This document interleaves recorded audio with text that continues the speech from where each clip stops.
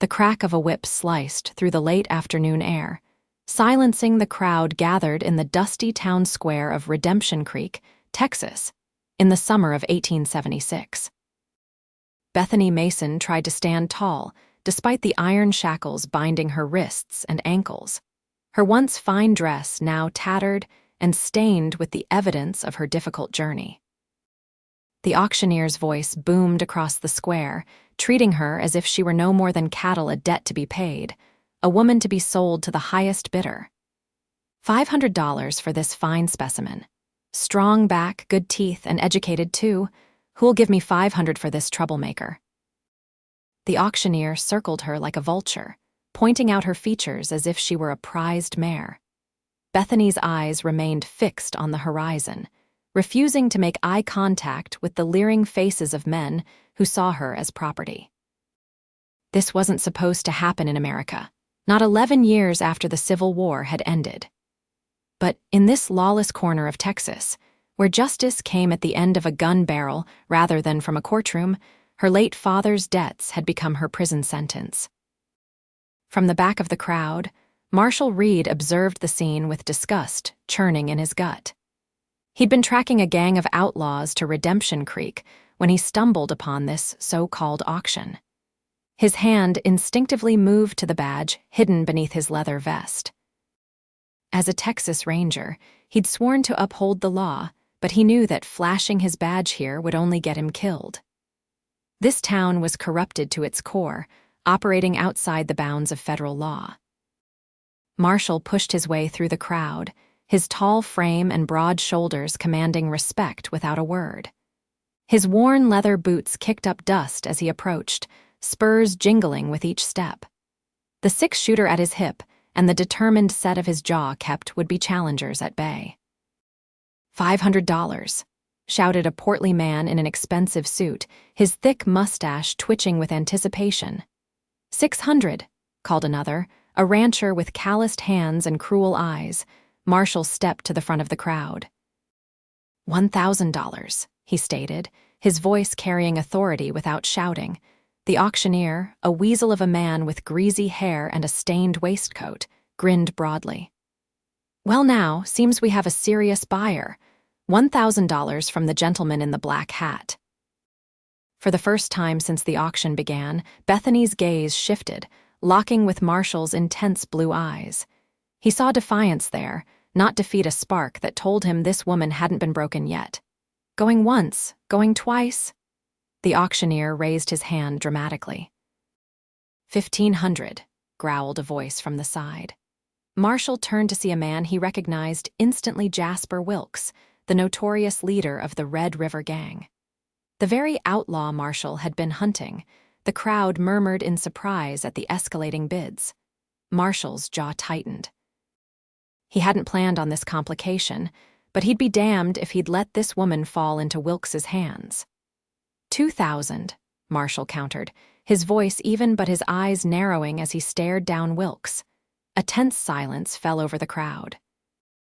Even the auctioneer seemed momentarily stunned by the sum.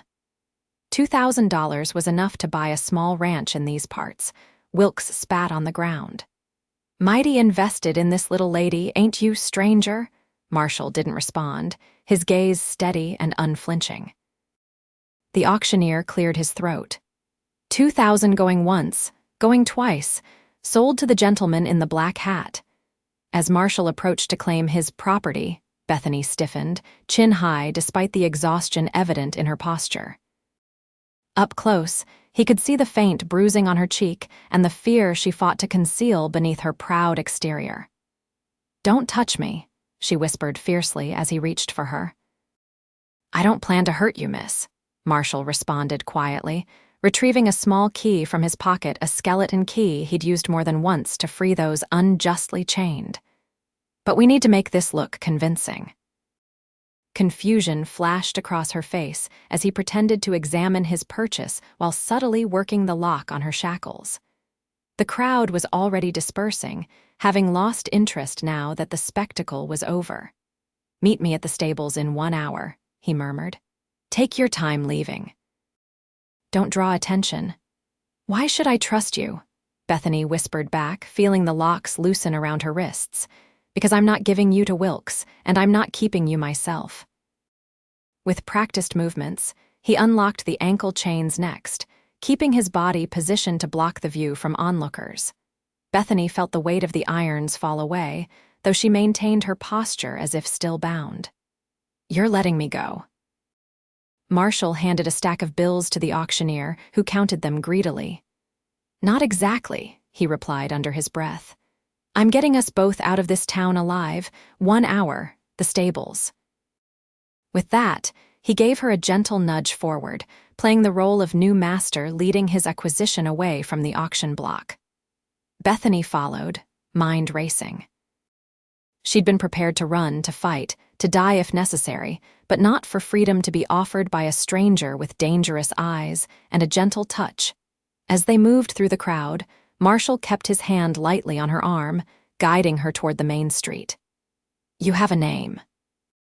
he asked, loud enough for others to hear, maintaining their charade. "Bethany," she answered stiffly, playing her part. "Bethany Mason." "Well, Bethany Mason, you work for me now." His words were harsh, but his eyes communicated something entirely different, a silent request for trust, for patience. Jasper Wilkes watched them from the shadows of the saloon, his hand resting on his pistol. Marshall nodded curtly to him, a gesture between rivals acknowledging a fair win. But both men knew this wasn't over. "The boarding house is there," Marshall said, pointing to a whitewashed building down the street. "Go inside, ask for a bath, use this." He discreetly pressed a few coins into her palm. "Then meet me at the stables." Bethany closed her fingers around the money, her first taste of control in weeks. "And if I don't show up?" A faint smile touched Marshall's lips. "Then I wish you good luck, Miss Mason. You'll need it with Wilkes still in town." He tipped his hat and turned away, striding toward the saloon where Wilkes had disappeared. Bethany stood for a moment, contemplating her options. She could run now, but to where? With no money beyond these few coins, no horse, and enemies in every direction, her chances were slim. The town of Redemption Creek sprawled before her, a dusty collection of wooden buildings baking under the Texas sun. Freedom beckoned, but survival demanded caution. With a deep breath, Bethany straightened her shoulders and walked toward the boarding house, her mind set on that promised bath and the mysterious stranger who had just spent a fortune to break her chains. Inside the boarding house, a stern-faced woman with graying hair pinned tightly at the nape of her neck regarded Bethany with suspicion. "I need a bath," Bethany stated, placing the coins on the counter. The woman's eyes narrowed as she took in Bethany's disheveled appearance. "You one of them auction girls?" Bethany tensed. "I'm nobody's property." A flicker of something respect perhaps crossed the older woman's face. "Bath's out back. I'll have hot water brought in. There's a dress in the closet might fit you. Previous tenant left it behind." "Thank you," Bethany said, surprised by the unexpected kindness. "Don't thank me yet. This town has a long memory and short patience for women who don't know their place." The woman scooped up the coins.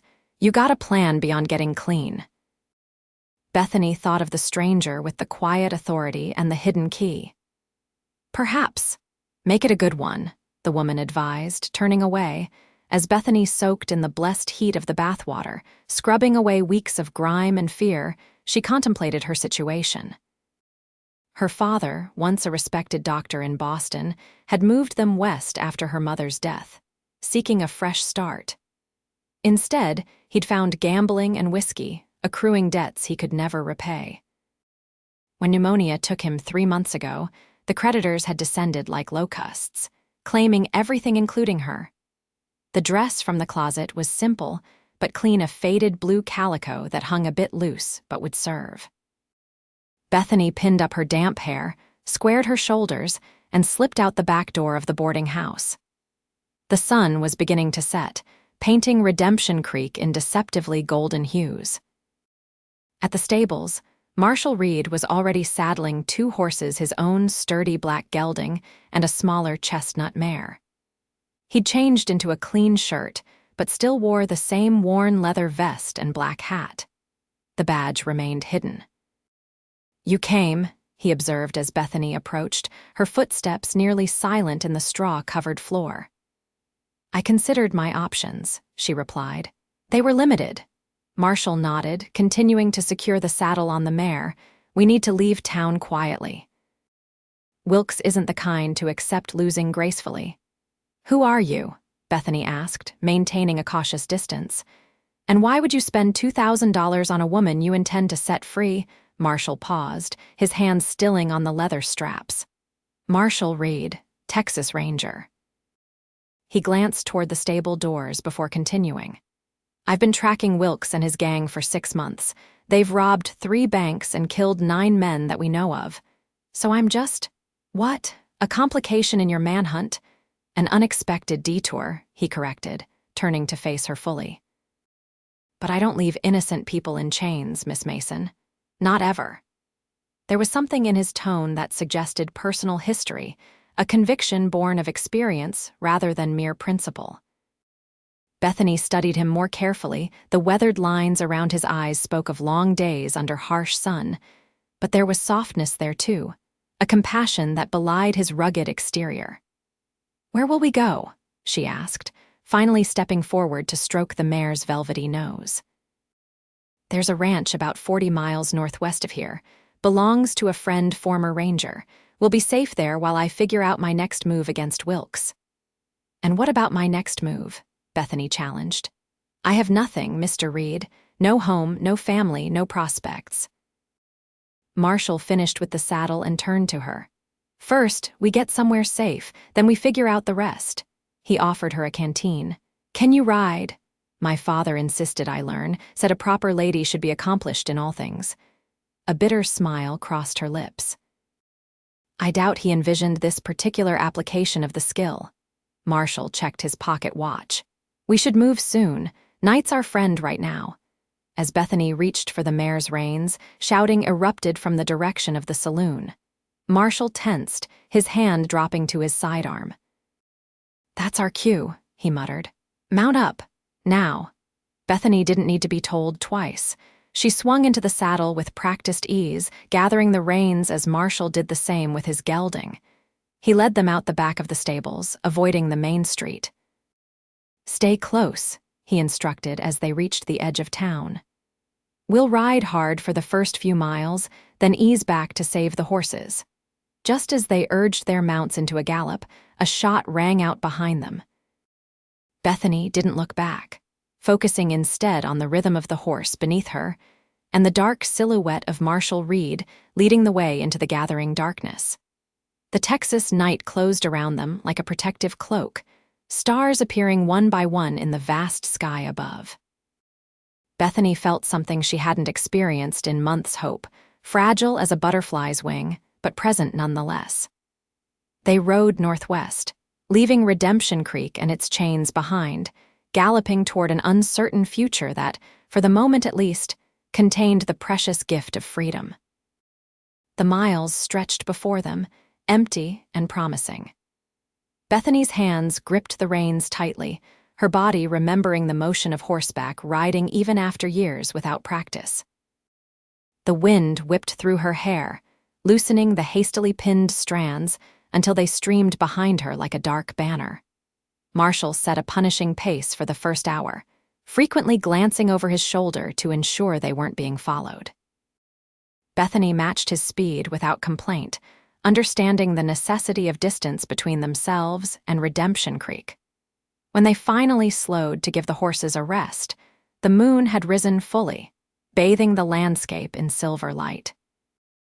The rolling terrain of scrub brush and occasional clusters of trees created a world of shadows and silhouettes. Marshall guided them toward a small stream where the horses could drink. "You ride well," he observed as they dismounted. It wasn't flattery, but simple acknowledgement. "My father may have accumulated vices in the West, but he never abandoned his belief in a proper education," Bethany replied, stretching her stiff legs. "Even when we could scarcely afford food, he insisted on riding lessons from the local horsemen." Marshall nodded, leading his gelding to water. "That education might save your life out here." Is that what we're doing? Saving my life? Bethany asked, watching him carefully. Or are you simply using me to get to Wilkes? Marshall's expression remained neutral, but something flickered in his eyes.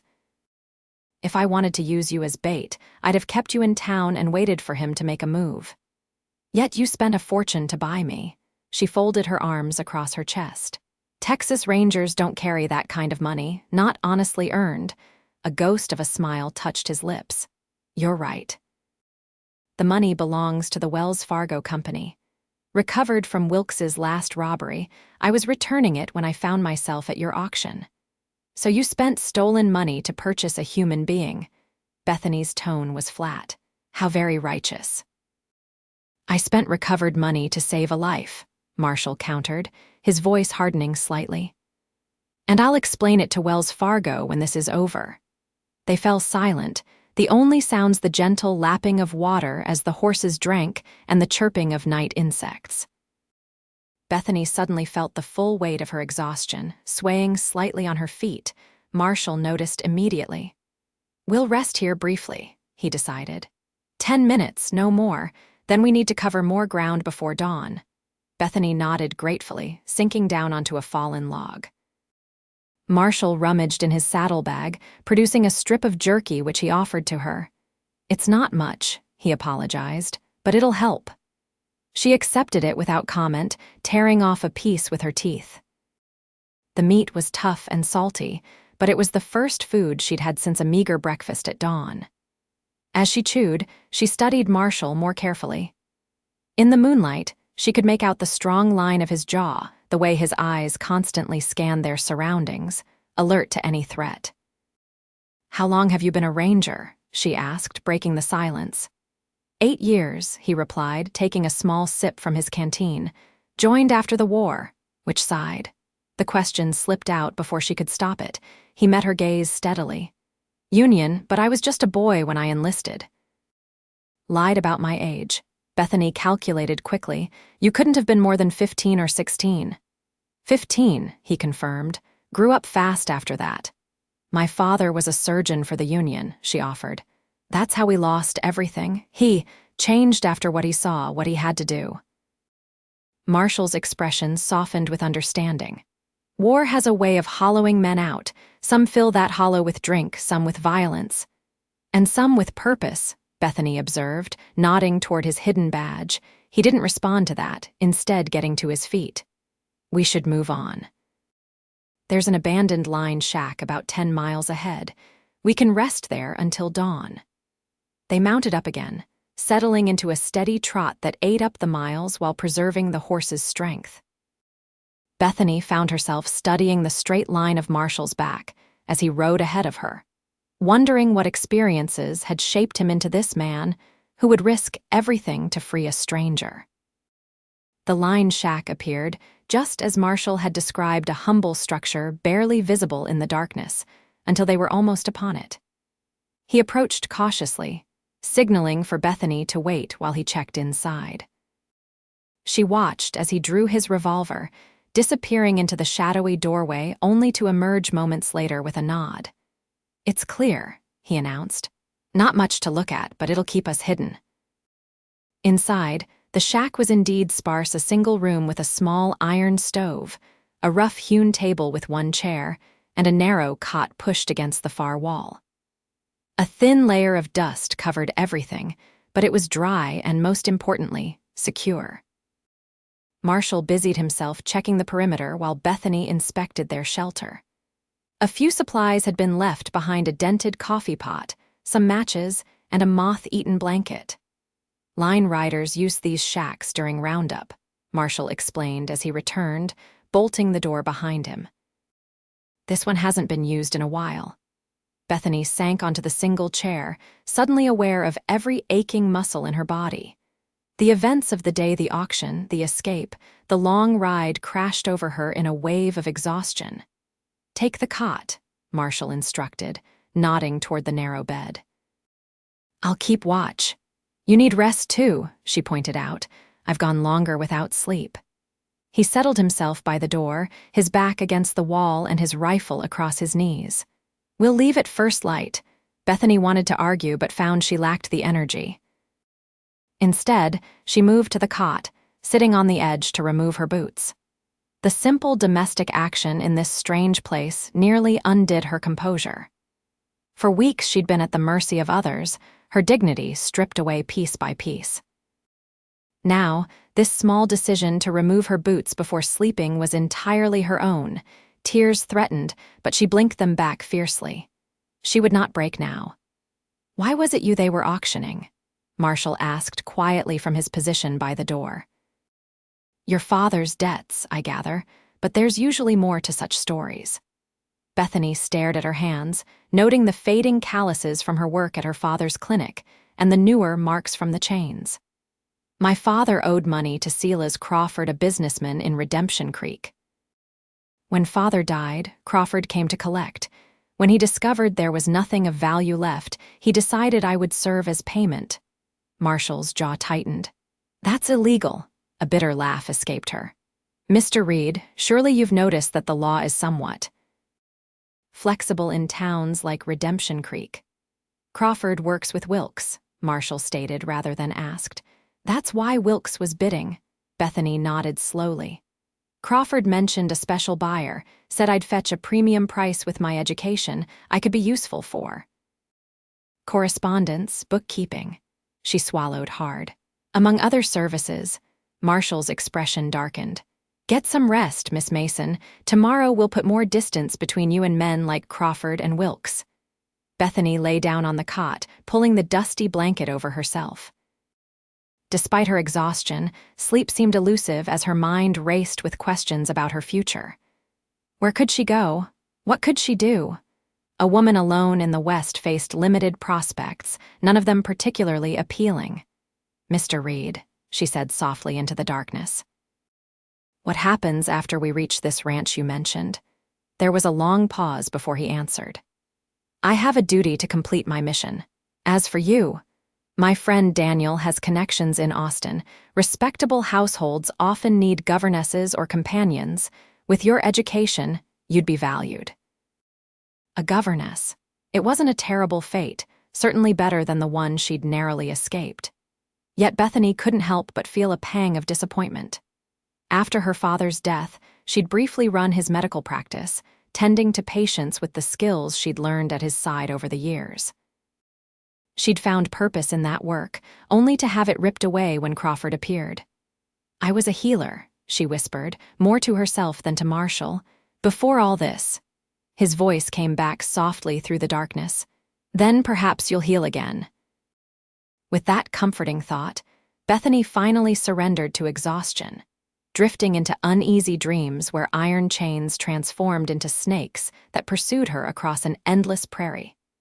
Dawn arrived with golden fingers of light stretching through the single grimy window of the lined shack. Bethany woke with a start, momentarily disoriented until the events of the previous day came rushing back. She sat up quickly, scanning the small space for Marshall.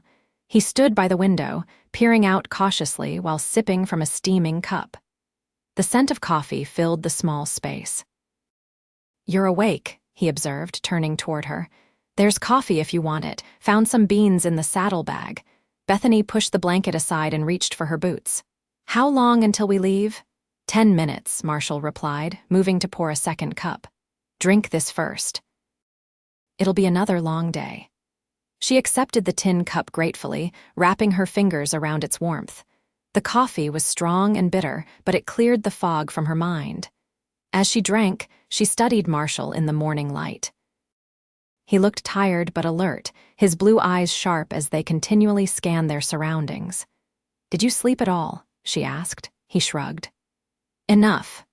Bethany doubted that was true, but she didn't press the issue. Instead, she finished her coffee and helped him erase all signs of their presence. Within minutes, they were back on their horses, heading northwest once more. The morning air was cool, a brief respite before the Texas sun climbed higher. They rode in companionable silence, each lost in their own thoughts. The landscape changed gradually, the flat scrubland giving way to gentle rolling hills dotted with oak and mesquite. Around midday, They paused at another stream to water the horses and stretch their legs. Marshall produced more jerky and a slightly bruised apple, which he cut in half with his knife. "Not exactly a feast," he apologized, offering her the larger half. Bethany accepted it with a small smile. "It's better than what I've been given lately." As they ate, Marshall consulted a worn map he pulled from his saddlebag. "We're making good time. Should reach Daniel's ranch by nightfall if we keep this pace." "You trust this Daniel implicitly?" Bethany couldn't help but ask. Her recent experiences had left her wary of placing faith in others. Marshall nodded. "With my life. We served together in the war, then as rangers. He took a bullet meant for me 3 years ago. It left him with a limp, but he found a new purpose running his ranch." He refolded the map carefully. "His wife Martha is a good woman. You'll be safe with them." Safe. The word hung between them, tantalizing in its simplicity. Safety had become a luxury Bethany could scarcely imagine. "And after you leave me there? What then?" she pressed. "You'll go after Wilkes alone?" Marshall's expression hardened. "That's my job." "It's suicide," Bethany countered. "I've seen Wilkes's men. There are at least a dozen of them, all armed and vicious." "I won't be alone," Marshall assured her. "There's a detachment of rangers meeting me near the territorial border. We've been planning this operation for months." Bethany wasn't entirely convinced, but she recognized the determination in his eyes. This man would not be swayed from his purpose. It was the same quality that had led him to intervene at her auction, a stubborn commitment to what he believed right, regardless of the cost. They mounted up again, pushing on through the afternoon heat. As the sun began its descent, Marshall led them off the main trail onto a narrower path that wound through a stand of oak trees. Beyond the trees, a valley opened up, revealing a sprawling ranch nestled against the backdrop of distant hills. "Daniel's place," Marshall announced, a note of satisfaction in his voice. "Barbed wire ranch." Bethany took in the sight with relief. A large main house stood proudly at the center, with several outbuildings arranged nearby. Corrals held horses, and in the distance, cattle grazed peacefully. It looked like sanctuary after their hard journey. As they approached, a figure emerged from the main house, rifle in hand. Marshall raised his arm in greeting, and the rifle lowered immediately. The man limped forward to meet them at the gate, a broad smile spreading across his weathered face. "Marshall Reed, you ugly coyote," the man called out. "About time you showed your face around here." Marshall dismounted with a grin, clasping the man's hand firmly. "Daniel, good to see you're still breathing." "Takes more than a couple of outlaws to put me in the ground," Daniel retorted before turning his curious gaze to Bethany. "And who might this lovely lady be?" Marshall helped Bethany dismount, his hands gentle at her waist. "Miss Bethany Mason. She's in need of sanctuary for a while." Daniel's eyes narrowed slightly as he noted the fading marks on her wrists, understanding dawning in his expression. "Any friend of Marshall's is welcome here, Miss Mason," he said, his tone softer. "My wife will be pleased to have another woman around the place." A slender woman with graying hair appeared on the porch, wiping her hands on her apron. "Daniel, who's visiting at this hour?" "Martha."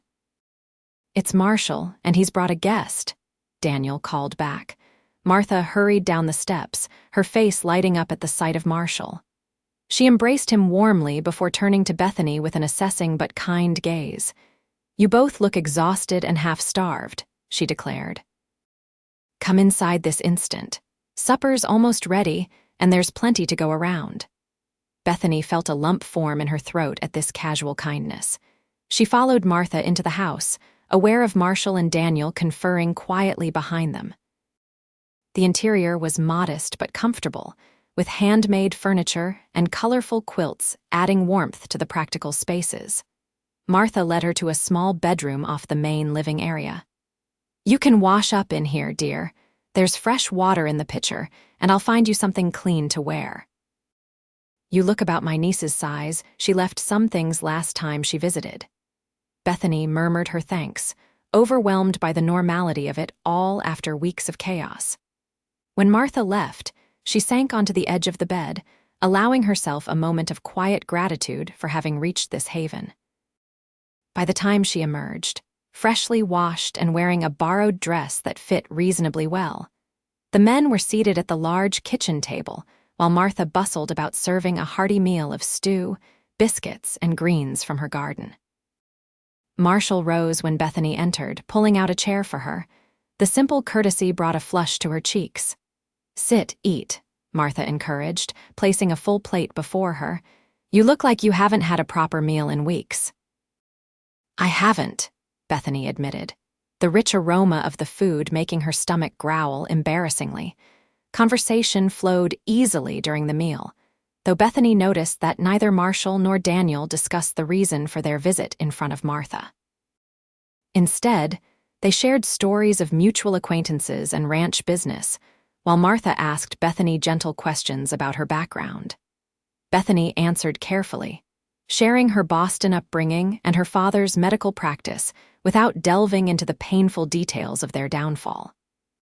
Martha seemed to sense the shadows behind her words and didn't press for more than Bethany offered. After the meal, Martha insisted on showing Bethany to a proper guest room upstairs, while the men retreated to Daniel's study with glasses of whiskey.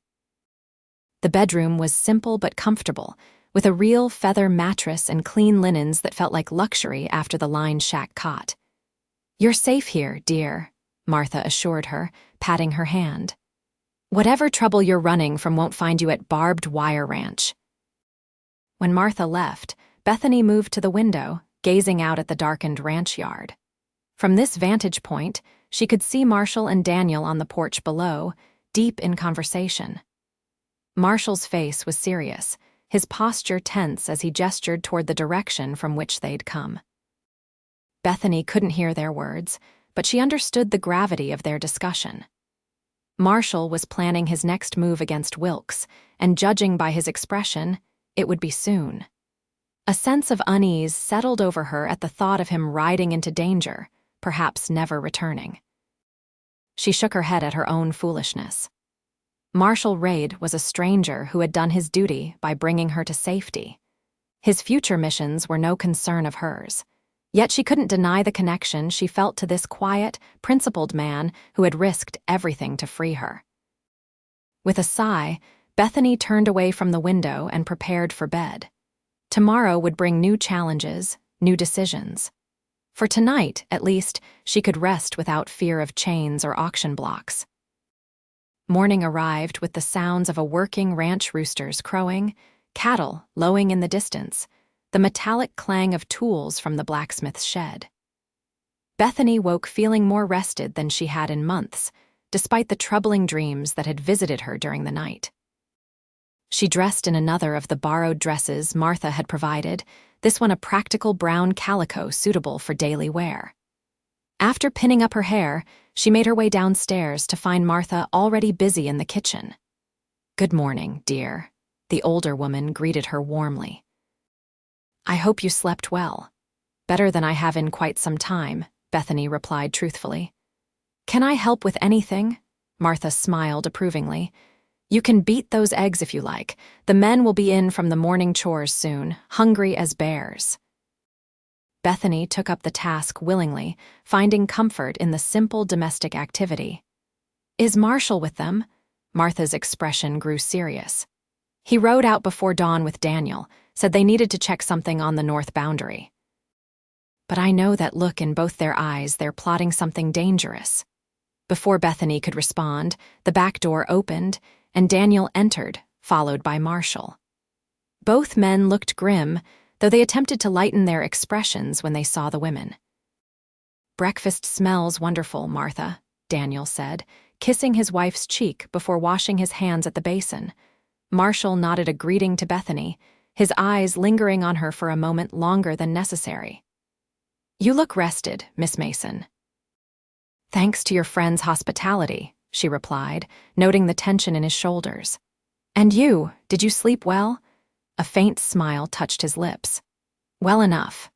They gathered around the table, the meal punctuated by lighter conversation than Bethany expected given the men's serious demeanor.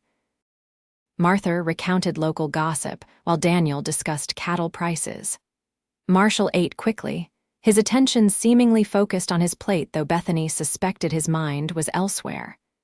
After breakfast, Marshall asked Bethany to join him for a walk. They strolled toward the corral where several horses grazed peacefully in the morning sun.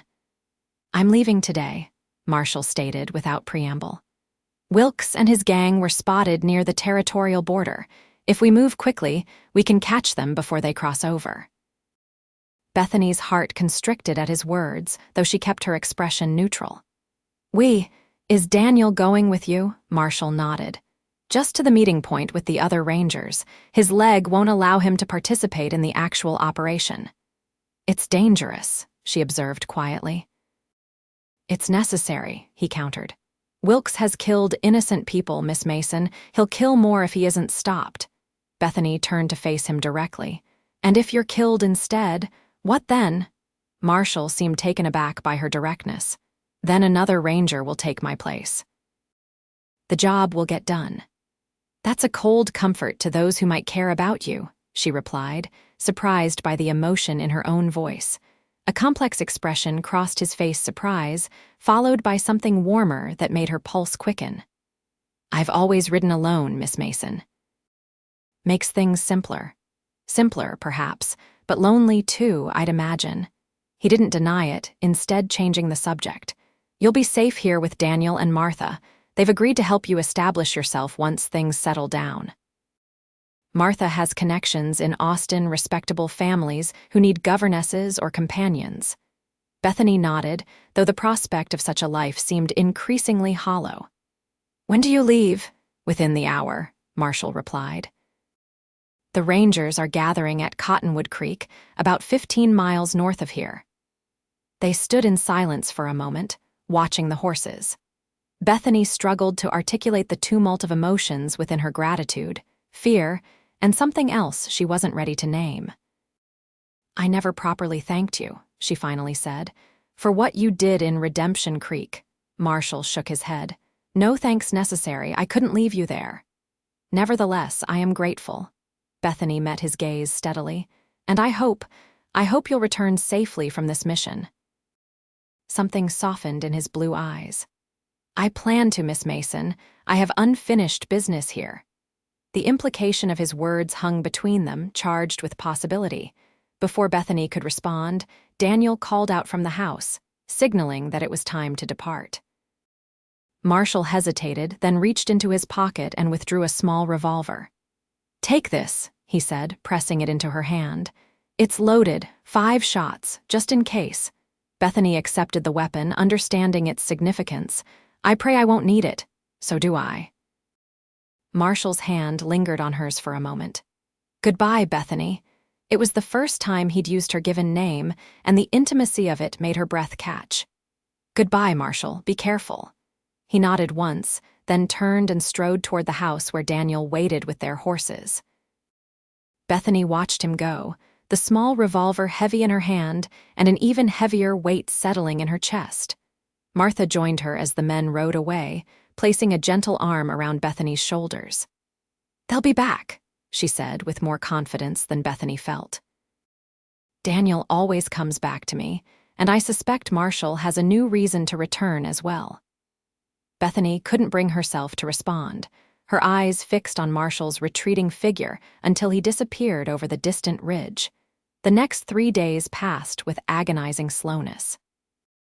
Bethany threw herself into ranch work, helping Martha with household tasks and even assisting the ranch hands with minor medical issues.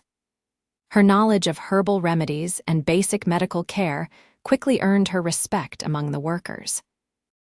On the afternoon of the 3rd day, Bethany was hanging laundry when she heard hoofbeats approaching. Her heart leaped as she turned toward the sound, hoping to see Marshall's tall figure astride his black gelding. Instead, a lone rider appeared, his horse lathered with sweat from hard riding. It was one of Daniel's ranch hands who had accompanied them to the meeting point with the rangers. Martha emerged from the house, wiping her hands on her apron. "Tom, what is it? Where's Daniel?" The rider dismounted quickly, his expression grim. "Mrs. Cole, there's been trouble. Mr. Cole sent me to warn you. The Rangers ambushed Wilkes's gang, but something went wrong. There was a traitor among them. Wilkes escaped, and he's wounded and angry." Bethany stepped forward, her throat tight with fear. "And Marshall, what of Ranger Reed?" Tom removed his hat, unable to meet her eyes. "Shot, madam. Mr. Cole is bringing him back, but it doesn't look good." Martha gasped, clutching Bethany's arm for support. "How far behind you are they?" "An hour, maybe less," Tom replied. "Mr. Cole said to prepare a bed and hot water, and to be ready to move if necessary. Wilkes might come this way looking for revenge." Martha immediately shifted into action, her moment of shock replaced by practical determination. "Bethany, help me prepare the guest room.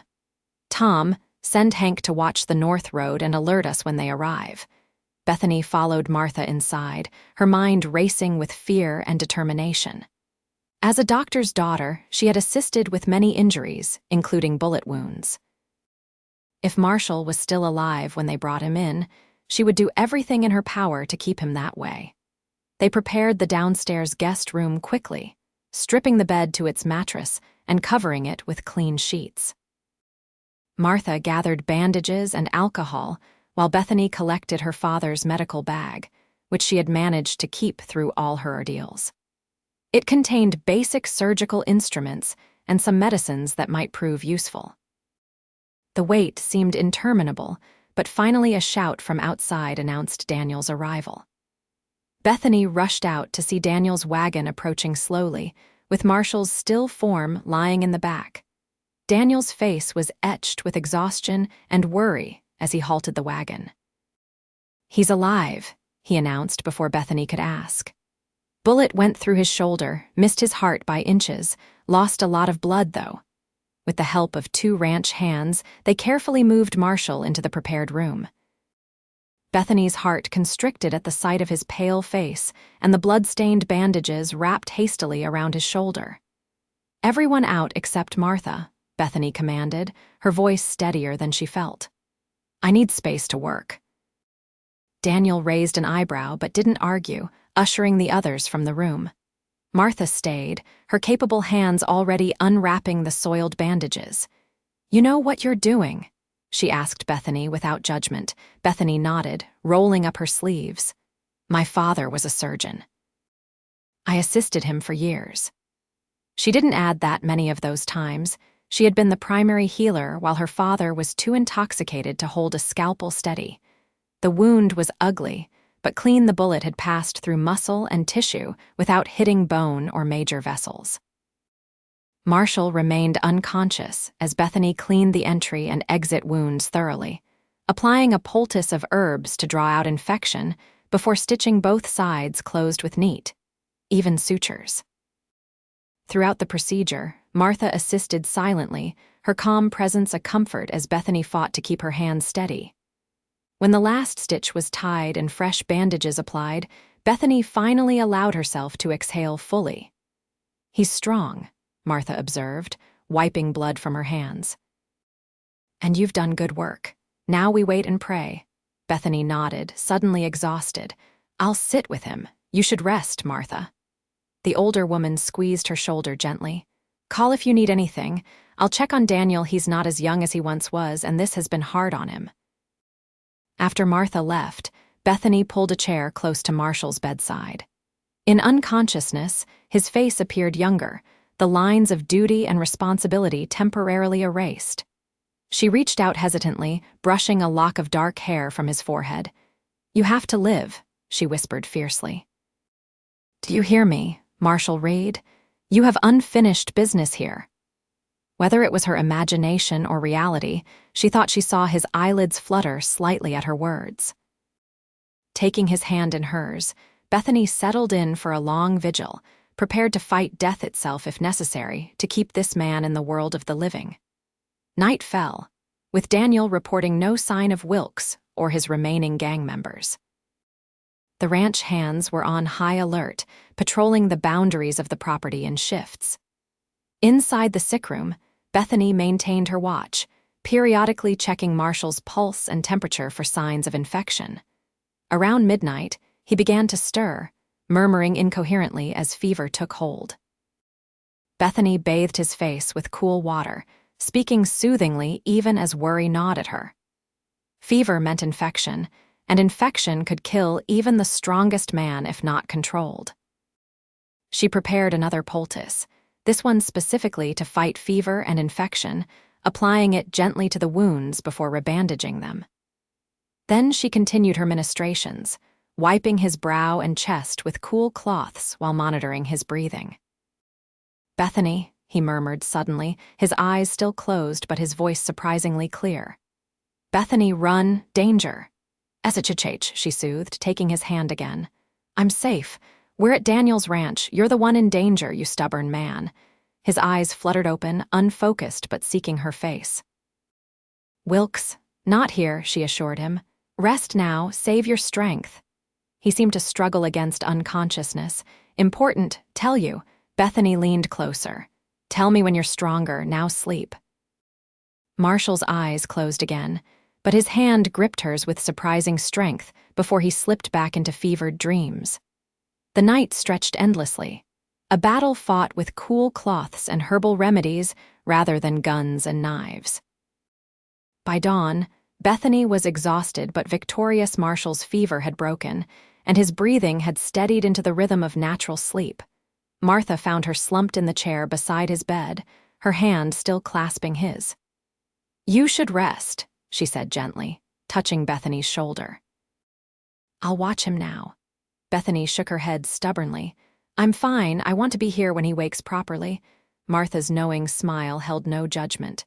"At least eat something. I've brought coffee and biscuits." Accepting the small tray gratefully, Bethany realized how hungry she was. As she ate, Martha checked Marshall's bandages, nodding with approval at Bethany's handiwork. "You have healing hands," she observed. "It's a rare gift." "It's training and practice," Bethany corrected modestly. "My father taught me well, whatever his other failings." Martha settled into another chair, her wise eyes studying Bethany. "What will you do when all this is over? Still planning on becoming a governess in Austin?" The question caught Bethany off guard.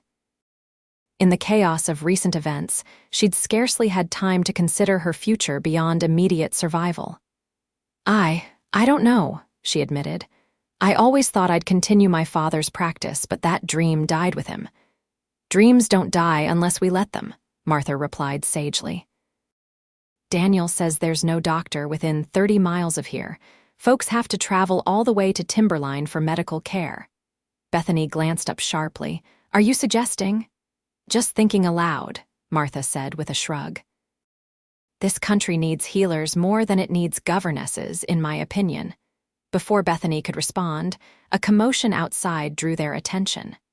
Daniel's voice called out a warning, followed by the sound of running footsteps. Martha rose quickly, moving to the window. "Riders coming," she reported, her voice tense. "A lot of them." Bethany's heart raced as she joined Martha at the window. In the distance, a cloud of dust signaled approaching horsemen. "Wilkes, could be," Martha acknowledged grimly. "Daniel's gathering the men." She turned to Bethany, her expression resolute. "If it is Wilkes, they'll be coming for Marshall, and possibly for you." Bethany thought quickly. "We need to move him. Is there somewhere more defensible?" "The root cellar," Martha decided. "It's cool down there, and there's only one way in. We can defend it if necessary." Together they prepared to move Marshall, who remained unconscious though his color had improved significantly. Daniel burst in as they were gathering supplies. "It's Wilkes, all right," he confirmed grimly. "At least 8 riders with him." "They'll be here in 10 minutes. We're moving Marshall to the root cellar," Martha informed him. "Help us get him down there, then you can join your men." Daniel nodded, his expression grim. "I've sent Tom to Timberline for help, but it'll be hours before anyone arrives." With Daniel's help, they carefully transported Marshall to the root cellar accessed through a trapdoor in the pantry floor. The space was cramped but cool, with shelves of preserved foods lining the earthen walls. They settled Marshall on a makeshift pallet, surrounding him with the medical supplies Bethany insisted they would need. "Take this," Daniel said, pressing a Winchester rifle into Martha's hands. You remember how to use it. Martha nodded grimly, checking that the weapon was loaded. Like riding a horse, you don't forget. Daniel turned to Bethany. You still have that revolver Marshall gave you? She nodded, patting her pocket where the small gun rested. 5 shots. Make them count if it comes to that, he advised. I'll try to lead them away from the house, but if they get past us. He didn't need to finish the thought. Daniel kissed Martha quickly, the gesture speaking volumes of their years together. Stay quiet, stay hidden. After he left, Martha secured the trapdoor from inside, leaving them in dimness broken only by the light of a single lantern. Bethany returned to Marshall's side, checking his pulse again while straining her ears for sounds from above. Distant shouting, and then the unmistakable crack of gunfire broke the silence. Martha's face was set in grim lines as she positioned herself near the trapdoor, rifle ready. Martha, Bethany whispered, if they find us, I won't be taken alive again. The older woman reached over to squeeze her hand briefly. It won't come to that. Daniel and his men are good shots. More gunfire erupted, closer now. Dust sifted down from the ceiling as heavy footsteps crossed the kitchen floor above them. Bethany held her breath, one hand on Marshall's chest to feel the reassuring beat of his heart, the other gripping the small revolver. A sudden groan from Marshall made both women freeze. His eyes opened, clearer now though filled with confusion. Where? He began, his voice raspy. SHHH, Bethany cautioned, placing her finger gently against his lips. Wilkes is here, we're hiding. Understanding dawned in his eyes, followed by determination. Despite his weakness, he attempted to sit up. My gun. You're in no condition to fight, Bethany hissed, pressing him back down. You've lost too much blood. The footsteps above paused, as if the person had heard something. Martha raised the rifle, aiming steadily at the trapdoor. Seconds stretched into eternity as they waited, barely breathing. A voice called out not from directly above, but from further in the house. Nothing in here, boss. Kitchen's clear. The footsteps moved away, and Bethany released a shaky breath. Marshall's hand found hers in the dim light, squeezing with surprising strength. How many? He whispered. Daniel said 8 riders, she replied softly, but that was just what he could see. Marshall's jaw set stubbornly. Help me up. I need to help Daniel. You'll tear your stitches, Bethany protested. You can barely sit up, let alone shoot. I can shoot lying down if necessary, he countered, but I won't hide while others fight my battle. Martha intervened before Bethany could argue further. Neither of you is going anywhere. Listen. Above them, the gunfire had intensified, moving away from the house toward the barn. Then, a new sound joined the chaos, multiple riders approaching at speed, accompanied by shouted commands that carried a military precision. Rangers, Marshall identified, a grim smile touching his lips. Sounds like the cavalry arrived after all. The battle outside continued for what seemed like hours, but was likely only minutes.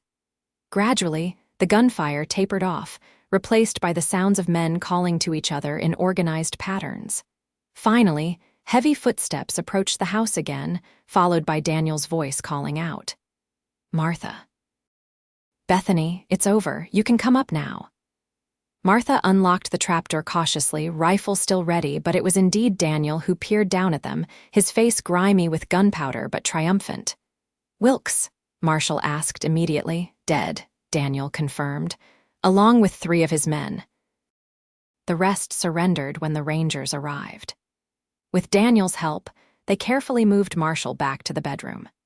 Bethany insisted on checking his wounds immediately, relieved to find that, despite his attempts to rise, the stitches had held and there was no fresh bleeding. While she worked, a tall ranger with captain's insignia entered the room, removing his hat respectfully. Reed, he greeted gruffly. Glad to see you're still breathing. Marshall attempted a smile. Takes more than Wilkes's poor aim to put me down, Captain Harris. The captain snorted. Poor aim, my foot. Your lucky Miss Mason here knows her way around a bullet wound, from what Mrs. Cole tells me. Bethany felt Marshall's gaze shift to her, warm with something more than fever. Yes, he agreed softly. I am lucky indeed. Captain Harris cleared his throat. We'll talk when you're stronger. For now, rest easy knowing Wilkes won't trouble anyone again. After the captain left, Bethany finished rebandaging Marshall's shoulder. You should sleep, she instructed. Your body needs rest to heal. Marshall caught her hand as she turned to leave. Stay, he requested simply. Please. Bethany hesitated only briefly before settling into the chair beside his bed. I'm not going anywhere, she assured him. Not anymore. His lips curved in a faint smile as his eyes drifted closed. Good, he murmured, because neither am I. The next 2 weeks passed in a blur of healing both for Marshall's body and Bethany's spirit. As his strength returned, they spent hours in conversation, sharing stories of their pasts and cautiously exploring possibilities for the future. Bethany learned that Marshall had grown up on a small farm in Missouri, the youngest of 4 brothers, all of whom had fought and died in the war. He spoke of his time as a ranger with pride tempered by weariness, and she began to understand that the chase for Wilkes had been his final mission. I've put in my papers, he confessed one evening as they sat on the porch watching the sunset. His arm was still in a sling, but he could now move about the house and yard without assistance. 15 years of serving others is enough. Time to think about what I want. And what is that? Bethany asked, her heart quickening at the intensity of his gaze. A place of my own, he replied thoughtfully. Land to work, perhaps a practice to support. Bethany's breath caught at his implication. During her time at the ranch, she had begun treating not only the hands, but also neighboring families who, upon hearing of her skills, traveled considerable distances seeking care. Martha's words about the region needing healers had proven prophetic. You would support a medical practice. She asked carefully. Marshall turned to face her fully. I would support your medical practice, Bethany, if that's what you want. The directness of his statement made her smile. And what would you want in return, Ranger Reed? A hint of uncertainty crossed his features, a vulnerability she'd never seen in this strong, sure man. A partner, he answered simply. Someone to build a life with, someone who sees me as more than a badge or a gun. Bethany reached out, taking his hand in hers. I've seen you as more than that since the moment you freed me from those chains. His fingers tightened around hers. I'm not a wealthy man. I have some savings, enough to buy a modest spread. It would be a hard life, at least at first. I'm not afraid of hard work, she responded. And I've learned that freedom and purpose are worth more than comfort and security. Marshall's smile deepened. There's good land available near Timberline, close enough to town for a practice, far enough for privacy. Daniel knows the owner.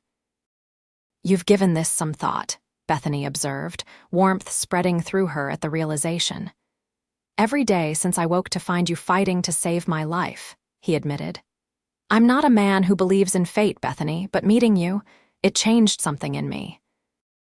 Made me want more than just the next mission, the next fight. Bethany understood completely. Her own priorities had shifted dramatically since that terrible day at the auction block. What had begun as a desperate bid for survival had transformed into something she hadn't dared hope for, a chance at a meaningful life, with purpose and perhaps even love. We barely know each other, she felt compelled to point out, though her heart argued otherwise. Marshall nodded. True enough. I'm not asking for promises yet, just possibility. Possibility, Bethany repeated, liking the sound of the word. Yes, I think I can agree to that. Their conversation was interrupted by the arrival of Captain Harris, who had returned to discuss the official report of Wilkes's demise. Bethany excused herself, leaving the men to their business while she helped Martha prepare dinner. The next morning, Marshall asked if she would accompany him on a short ride. Though concerned about his healing shoulder, Bethany couldn't deny her curiosity or the pleasure of his company. They set out after breakfast, riding at a leisurely pace toward the eastern edge of Daniel's property. Where are we going? Bethany asked as they crested a small rise. Patience, Marshall replied with a mysterious smile. It's not much further. Beyond the ridge, A small valley opened before them, bisected by a clear stream. A stand of cottonwood trees provided shade along the water's edge, while the surrounding grassland rolled gently toward distant hills. "It's beautiful," Bethany observed, reining her horse to a stop beside his. "It's for sale," Marshall replied simply. 300 acres, including water rights. Daniel says the owner is moving to California and eager to sell. Bethany's eyes widened as she took in the landscape with new understanding. "This is the land you mentioned." Marshall nodded, a hint of nervousness in his expression. "What do you think?" "There's a small cabin by the trees, nothing fancy, but it could be expanded. Plenty of good grazing land for cattle. The stream never runs dry, even in drought years." Bethany surveyed the valley, allowing herself to envision a future here, a cabin enlarged into a proper home, perhaps with a separate building for her medical practice. She could almost see children running along the stream bank, hear the laughter and life that could fill this empty space. "It's perfect," she said softly, surprising herself with the certainty of her response. Marshall's face lit with pleasure. "You mean that?" "I do." Bethany turned to him, suddenly surer of this decision than any she'd made before. "I can see a life here, Marshall, a good one." He dismounted carefully, mindful of his injured shoulder, then moved to help her down from her horse. When her feet touched the ground, he didn't step back, instead keeping his hands at her waist. "Bethany," he began, his voice uncharacteristically hesitant, "I know it's soon, too soon, perhaps. But I've lived enough to recognize what matters when I find it." Her heart hammered against her ribs as she gazed up at him. "And what have you found, Marshall Reed?" "A woman of extraordinary courage and compassion," he answered without hesitation. "Someone who heals rather than destroys. Someone who makes me want to be more than I've been." Bethany's throat tightened with emotion. "You freed me from chains, but that was just the beginning. You've given me back my purpose, my hope." Marshall's hand rose to cup her cheek gently. "I want to give you more than that. A home, a practice. A life together, if you'll have it." "Are you proposing, Ranger?" Bethany asked, her voice barely above a whisper. "Inelegantly, perhaps," he admitted with a self-deprecating smile. "But yes, I believe I am." Bethany covered his hand with hers, turning her face to press a kiss against his palm. "Then yes, I accept. Inelegant proposal and all." The joy that bloomed on Marshall's face was transformative, erasing the last traces of the stern lawman she'd first met. He drew her closer, his good arm encircling her waist. "May I kiss you, Miss Mason?" he asked, his voice husky. "I believe that's appropriate under the circumstances, Mr. Reed," she replied with a smile. Their first kiss was gentle, a tentative exploration that quickly deepened into something more profound. When they finally parted, Bethany felt as though something fundamental had shifted in her world, as if all the painful paths of her past had been necessary to lead her to this exact moment, this exact place. Marshall rested his forehead against hers. "I should warn you, I know nothing about being a husband. I've been a ranger too long." "And I know nothing about being a wife," she countered. "We'll learn together." They stayed in the valley for hours, walking beside the stream and planning their future. By the time they returned to the ranch, the decision was made Marshall would purchase the land. And as soon as his shoulder healed completely, they would begin building their new life. Martha was unsurprised by their announcement at dinner, simply nodding with satisfaction. "About time," she declared. "I was beginning to think you two might need a more direct push." Daniel laughed, raising his glass in a toast. "To new beginnings," he offered, "and to freedom found in the most unexpected places." As Bethany looked around the table at these people who had become her family in such a short time, she felt a profound sense of gratitude. From the despair of the auction block to the promise of this moment, it was a journey she could scarcely believe. Later that evening, as she and Marshall again sat on the porch beneath a canopy of stars, Bethany reflected on the strange twists of fate that had brought them together. "Do you ever think about that day in Redemption Creek?" she asked. "How different everything might have been if you hadn't arrived when you did." Marshall's hand found hers in the darkness. I try not to dwell on what might have been, he admitted, but I'm grateful every day that I was there. As am I, Bethany murmured. Though I never imagined when you broke those chains that you were binding us together in a different way entirely. Marshall's quiet laugh warmed her more than the evening air. A much more agreeable arrangement, I should hope. Infinitely more agreeable, she confirmed, leaning against his good shoulder. Above them, stars scattered across the Texas sky like diamonds cast on black velvet. Bethany Mason, soon to be Bethany Reid, gazed upward and offered a silent prayer of thanks for chains broken and freedom found in the arms of a man who had risked everything to save a stranger. 3 months later, Bethany stood in the doorway of their newly completed cabin, surveying the changes that had transformed the empty valley into home. The original structure had been expanded to include a proper bedroom and a separate examination room where she could treat patients. Marshall had insisted on large windows to let in plenty of light essential for her medical work. He'd said, though Bethany suspected he simply wanted to see her smile at the sunshine, a small barn housed their horses and a milk cow, a wedding gift from Daniel and Martha. The beginnings of a garden stretched behind the cabin, already producing vegetables despite the lateness of the planting. In the distance, a small herd of cattle grazed peacefully, the foundation of what Marshall hoped would eventually become a profitable ranch. The sound of hammering drew her attention to the newest project, a signpost at the entrance to their property. Marshall worked carefully, his injured shoulder now fully healed and strong again. Bethany smiled as she watched him, still sometimes amazed by the turn her life had taken. Their wedding had been a simple affair at Daniel's ranch 2 months earlier, attended by the Coles, several rangers who had served with Marshall, and a growing number of families who had become Bethany's patients. Captain Harris himself had stood as Marshall's best man, declaring it a fitting end to a distinguished career in law enforcement. Now known throughout the area as Doc Reed, Bethany found herself busier than she'd ever imagined possible. People traveled considerable distances seeking her care, often staying overnight in the small guest room they'd added specifically for that purpose.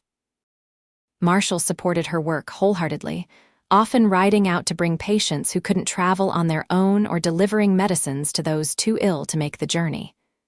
"What do you think?" Marshall called, stepping back to admire his handiwork. Bethany approached to see the newly erected sign, its freshly painted letters bold against the weathered wood. "Reed Ranch and Medical Practice," it proclaimed simply. "It's perfect," she declared, slipping her arm around his waist. Marshall pulled her closer, pressing a kiss to her temple. "Not quite as elegant as your father's brass plaque in Boston, I imagine, but far more meaningful," Bethany assured him. "This is ours, built from nothing. There's pride in that."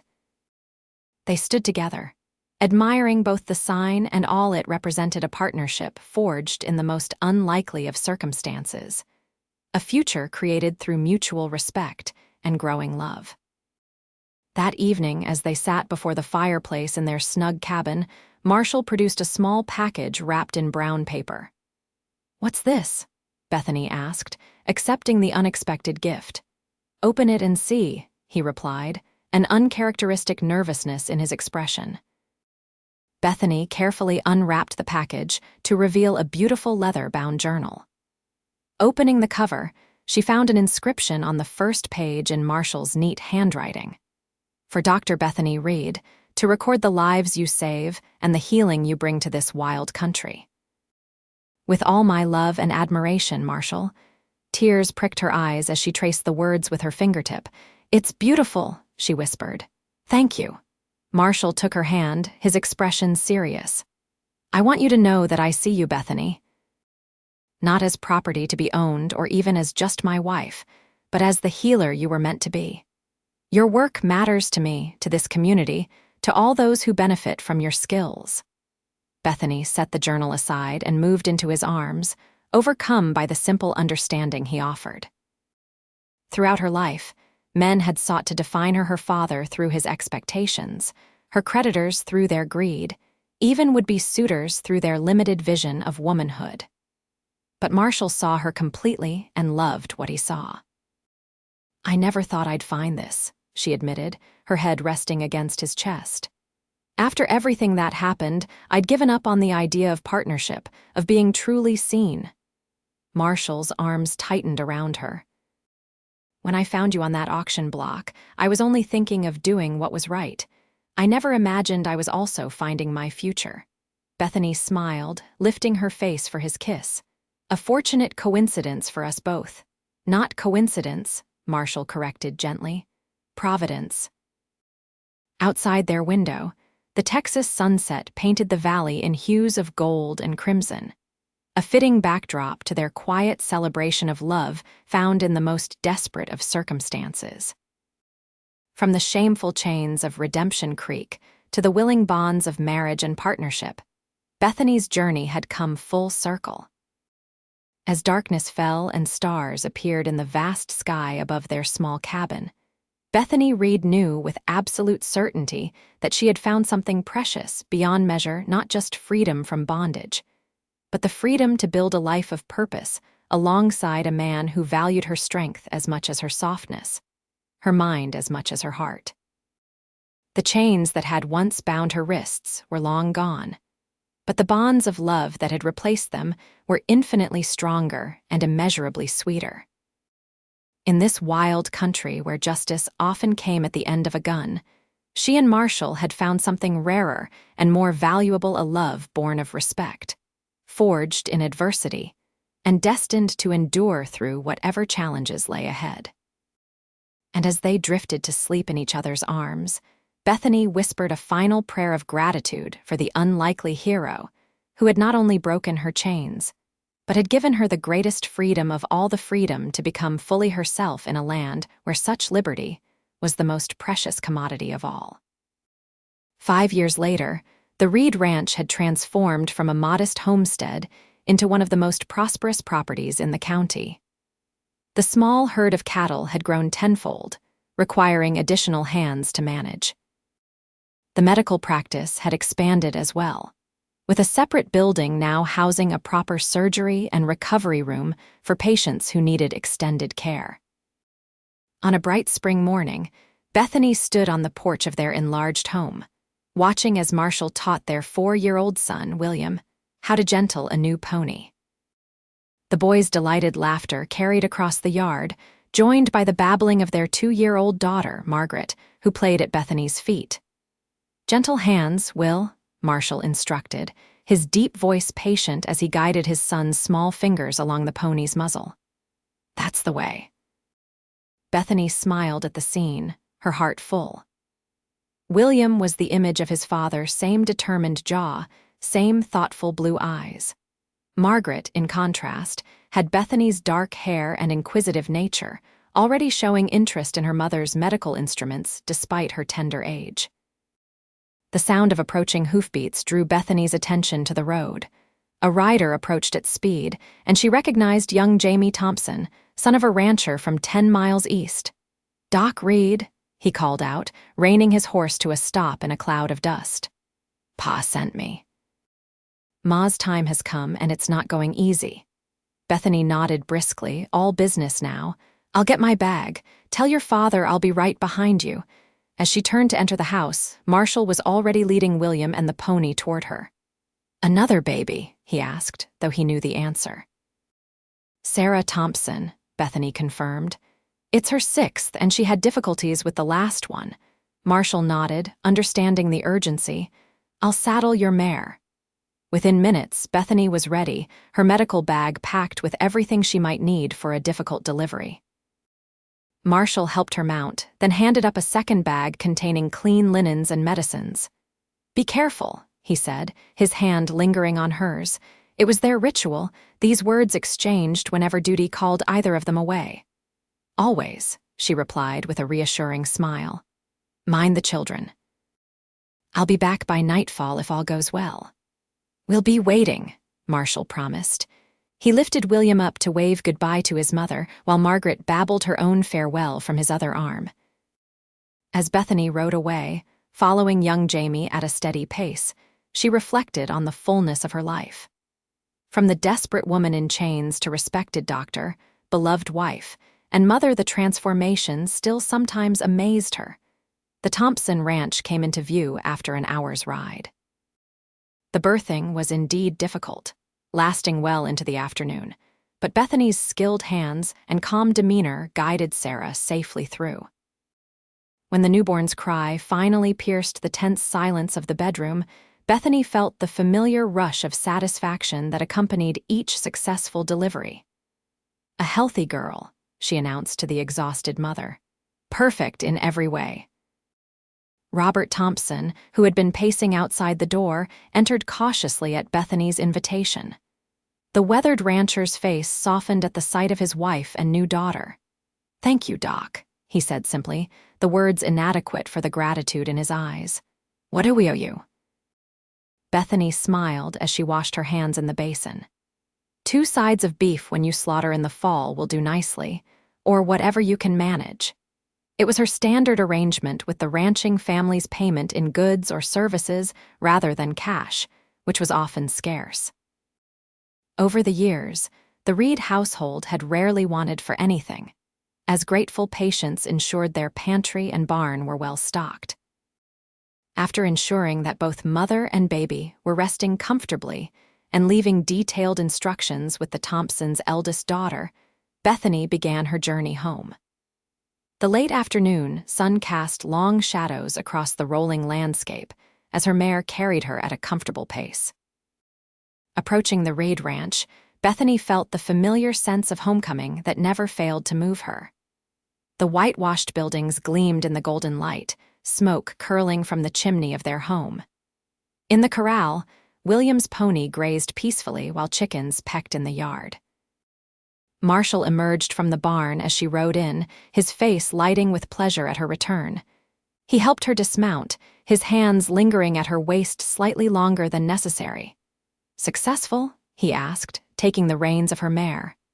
"A beautiful girl," Bethany confirmed. "Mother and baby both doing well."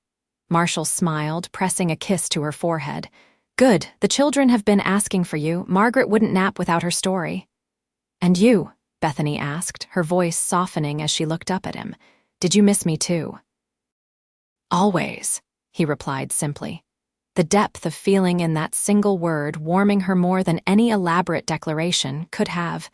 Inside the house, William ran to greet her with enthusiastic hugs while Margaret demanded to be picked up immediately. Bethany complied with both requests, her fatigue melting away in the presence of her family. After a simple but satisfying dinner, bath time for the children, and the promised bedtime stories, Bethany and Marshall finally had a moment alone. They sat on the porch swing that had been Marshall's gift to her on their 3rd anniversary, watching as the first stars appeared in the darkening sky. "Daniel and Martha are coming for Sunday dinner," Marshall mentioned, his arm comfortably around her shoulders. "Daniel says he has news." Bethany leaned into his embrace. "Good news, I hope. Seems so. Something about the railroad possibly coming through Timberline." "That would change things around here," Bethany observed thoughtfully. "Bring more people, more business." Marshall nodded. "More patients for you, most likely." "I already have plenty of those," she replied with a small laugh. "Between babies, broken bones, and seasonal fevers, I scarcely have time to be a proper wife and mother." Marshall turned to face her, his expression serious. "You are everything a man could want in a wife, Bethany Reed. And everything our children could need in a mother. Never doubt that." His sincerity touched her deeply, as it always did. "Thank you," she whispered, reaching up to trace the beloved contours of his face, "for seeing me as I am, for loving all of me." "It's the easiest thing I've ever done," he assured her. "Loving you." They sat in comfortable silence for a time, the rhythmic motion of the swing lulling them into peaceful contemplation. Eventually, Bethany spoke again, her voice thoughtful. "Do you ever think about that day in Redemption Creek, how different our lives might have been?" Marshall considered her question carefully. "Sometimes," he admitted. "Usually when I hear about another auction or see chains on someone who should be free, Bethany nodded, understanding his meaning. Though slavery had officially ended with the Civil War, the reality was that in remote areas of the West, many still lived in conditions of servitude or bondage, especially women and immigrants who had few protections under the law. "We've helped some of them," she reminded him gently. It was true. Over the years, their home had become a quiet way station for those seeking to escape various forms of bondage. Marshall's connections with the Rangers and Bethany's network of patients created a system whereby those in need could find their way to Reed Ranch for temporary shelter and assistance in starting new lives elsewhere. "Not enough," Marshall said with a sigh. "Never enough." Bethany squeezed his hand. "We do what we can where we are with what we have. That's all anyone can do." Marshall smiled at her wisdom. "When did you become so philosophical, Dr. Reed?" "Around the same time you became so brooding, Mr. Reed," she teased, lightening the mood. He laughed, pulling her closer for a kiss that began gently but quickly deepened with familiar passion. When they finally parted, both were breathless. "Perhaps we should continue this discussion inside," Marshall suggested, his voice husky. Bethany stood, taking his hand to lead him toward their bedroom. "Perhaps we should." Later, as they lay entwined in the quiet darkness of their room, Bethany reflected on the journey that had brought them to this moment. From the depths of despair at the auction block to the heights of joy in her husband's arms, it was a path she could never have imagined, yet one she now couldn't imagine not taking. "What are you thinking?" Marshall murmured, his fingers tracing lazy patterns on her bare shoulder. "About chains," she replied honestly. "The ones that bound me then, and the ones that bind me now." He propped himself up on one elbow, his expression concerned in the moonlight filtering through the window. "You feel bound?" Bethany smiled, reaching up to touch his face reassuringly. "Not in the way you're thinking. I was reflecting on how some chains imprison, while others like family, love, commitment actually free us to become more fully ourselves." Marshall relaxed, understanding dawning in his eyes. "Freedom within boundaries." "Exactly," she confirmed.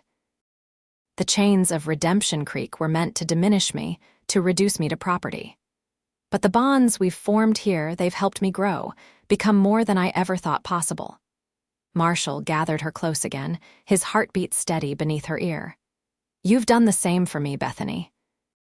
Before you, I was just a man with a badge and a gun. Now I'm a husband, a father, a rancher, a whole person." The simple truth of his statement resonated deeply with Bethany. They had indeed completed each other, not by filling empty spaces, but by encouraging growth and possibility. "I love you, Marshall Reed," she whispered into the darkness, "for breaking my chains and for helping me forge new ones worth wearing." "And I love you, Bethany Reed," he responded, his voice rich with emotion, "for teaching me that true freedom isn't the absence of bonds, but the presence of the right ones." Outside their window, the Texas night spread its star-spangled canopy over the land they had built together, a kingdom of their own making. Where chains of the past had been transformed into foundations for a future neither could have imagined in that dusty square in Redemption Creek.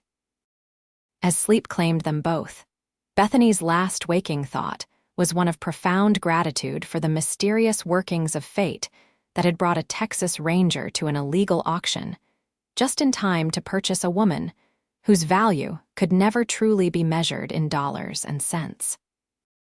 What had begun as an act of justice had blossomed into a love story written across the wild landscape of their shared lives, a story of chains broken and freedom found in the most unexpected of places.